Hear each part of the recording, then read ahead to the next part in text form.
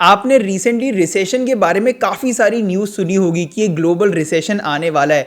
लेकिन इसके बावजूद आईएमएफ चीफ क्रिस्टलिना जॉर्जिवा ने बोला कि बाकी कंट्रीज के कंपैरिजन में इंडिया एक मच मोर स्ट्रॉन्गर पोजीशन पे है फाइनेंशियली। लेकिन फिर भी एज एन एजुकेटेड इन्वेस्टर हमारी ड्यूटी बनती है इस बात को समझना और एक्सेप्ट करना कि आज नहीं तो कल रिसेशन आएगा ही आएगा। और रिसेशन एक ऐसा टाइम होता है जिस वक्त maximum industries, maximum markets poorly perform करते हैं एंड स्टॉक मार्केट बहुत ज्यादा गिर जाता है। लेकिन आज की इस वीडियो में मैं आपको 6 ऐसी इंडस्ट्रीज के बारे में बताऊंगा जो कि रिसेशन प्रूफ है और जो कि रिसेशन के टाइम भी काफी ज्यादा अच्छा परफॉर्म करती है स्टॉक मार्केट में। इस लिस्ट की पहली इंडस्ट्री है FMCG industry, fast moving consumer goods, रोटी, कपड़ा और मकान। ये बहुत ही पुरानी कहावत है लेकिन ये आज भी अप्लाई होती है, क्योंकि चाहे रिसेशन आ जाए, पैंडेमिक आ जाए या वॉर आ जाए, लोगों को खाना तो खाना ही है, पानी तो पीना ही है। और लोगों की ये आटा, दाल, राइस, पानी जैसी बेसिक नीड्स हमारी एफएमसीजी इंडस्ट्री ही पूरी करती है। अगर हम पैंडेमिक की बात करें तो 2020 में हिंदुस्तान यूनिलीवर,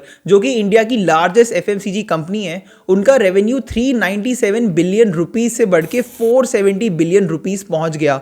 डाबर का रेवेन्यू 98 बिलियन रुपीज से बढ़ के 108 बिलियन रुपीज पहुंच गया और नेस्ले का रेवेन्यू 122 बिलियन रुपीज से बढ़ के 132 बिलियन रुपीज पहुंच गया। और इससे हमें यह पता लगता है कि पैंडेमिक या रिसेशन जैसे डिफिकल्ट टाइम पे एफएमसीजी इंडस्ट्री एक अच्छा बेट है। सो मूविंग ऑन, इस लिस्ट की दूसरी इंडस्ट्री का नाम है एग्रोकेमिकल्स इंडस्ट्री। और एग्रोकेमिकल्स इंडस्ट्री हमारे फार्मर्स को वो नेसेसरी केमिकल्स जैसे कि पेस्टिसाइड्स या इंसेक्टिसाइड्स प्रोवाइड करती है जिनकी मदद से फार्मर्स एक अच्छी फसल उगा पाते हैं। और यूजुअली इन प्रोडक्ट्स की वैल्यू रिसेशन या वॉर के टाइम पे और भी ज्यादा बढ़ जाती है। इनफैक्ट रशिया और यूक्रेन वॉर के स्टार्टिंग में रशिया ने सबसे पहले ब्लैक सी को कैप्चर इसलिए किया था ताकि वो यूक्रेन की एक्सपोर्ट पावर को कैप्चर करके बाकी कंट्रीज को रशिया पे डिपेंडेंट बना पाए। और यहीं अगर हम लोग इंडिया की बात करें तो पैंडेमिक के टाइम पे India globally top 4 manufacturers of agrochemicals में से था। और ये बात तो हम सब जानते हैं कि अगर सफिशिएंट फूड प्रोडक्शन नहीं हुई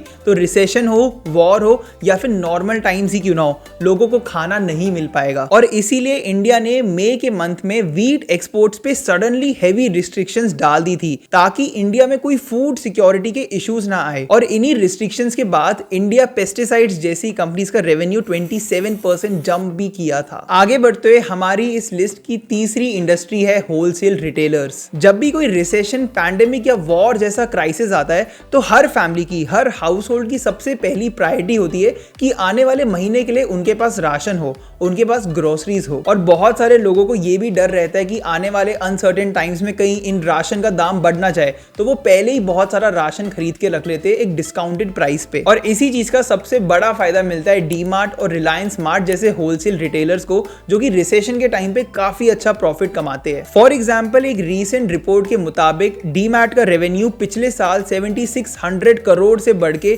10,000 करोड़ तक पहुंच चुका है। एक 35% जंप देखा गया। और अगर आपने ध्यान दिया हो तो आपके घर के पास के जो किराना स्टोर्स है वो भी इन होलसेल रिटेलर से ही सामान खरीद के इन टर्न आपको बेचते हैं। सो मूविंग ऑन, इस लिस्ट की चौथी इंडस्ट्री जिसको आप रिसेशन प्रूफ कह सकते हैं वो है फार्मा इंडस्ट्री। इसमें कोई डाउट नहीं है कि रिसेशन के टाइम भी क्रिटिकल मेडिसिन या फिर हेल्थ रिलेटेड प्रोडक्ट्स की डिमांड काफी ज्यादा हाई रहती है। अगर आप पैंडेमिक का भी टाइम याद करो तो आपको याद आएगा कि सबसे ज्यादा जो बिजी दुकानें होती थी वो भी उस टाइम पे केमिस्ट की दुकानें होती थी जो दवाइयां बेचते थे। अब चाहे वो बीपी की मेडिसिन हो या फिर शुगर टेस्ट कराने की मेडिसिन, फार्मा इंडस्ट्री से रिलेटेड कंपनीज हमेशा राइज करती है। फॉर एग्जांपल 2008 के फाइनेंशियल क्राइसिस के टाइम भी सन फार्मा का रेवेन्यू 27% इंक्रीज होकर 42,000 मिलियन रुपीस हो चुका था। सो मूविंग ऑन, इस लिस्ट की जो फिफ्थ इंडस्ट्री है वो है हमारी एनर्जी सेक्टर। आप इलेक्ट्रिक बाइक्स की बात करो, इलेक्ट्रिक स्कूटर्स की बात करो या इलेक्ट्रिक कार्स की बात करो, हमने ग्लोबली और इंडिया दोनों में ही एक ग्रीन रेवोल्यूशन देखा है। और जैसा कि आप ऑलरेडी जानते होंगे, गौतम अदानी अब मुकेश अंबानी को पीछे छोड़कर एशिया के रिचेस्ट मैन बन चुके हैं।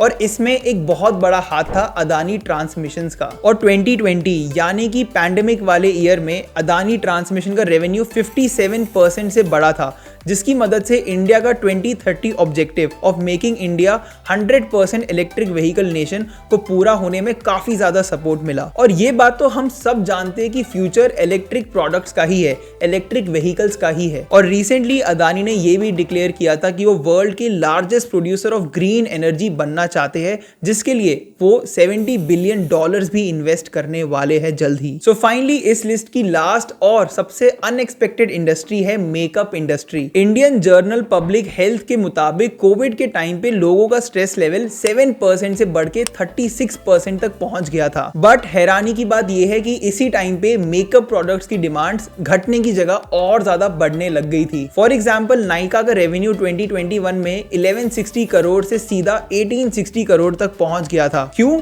क्योंकि अपने स्ट्रेस को रिलीव करने के लिए बहुत सारे कंज्यूमर्स ऐसे ब्यूटी प्रोडक्ट्स की ओर आकर्षित होने लगे थे, ऐसे ब्यूटी प्रोडक्ट्स खरीदने लगे थे। सो चाहे ये सुन के आपको थोड़ा अजीब लगे, जैसा मुझे भी लगा था, लेकिन ऐसे रिसेशन जैसे अनसर्टेन टाइम्स में नायका और जिलेट जैसी पर्सनल केयर प्रोडक्ट्स वाली कंपनीज अच्छा परफॉर्म करती है। और इसी के साथ हम इस वीडियो के एंड में भी आ चुके हैं। अगर आपको वीडियो पसंद आई तो इस वीडियो पे लाइक एंड फिजडम के चैनल को सब्सक्राइब करना बिल्कुल मत भूलना।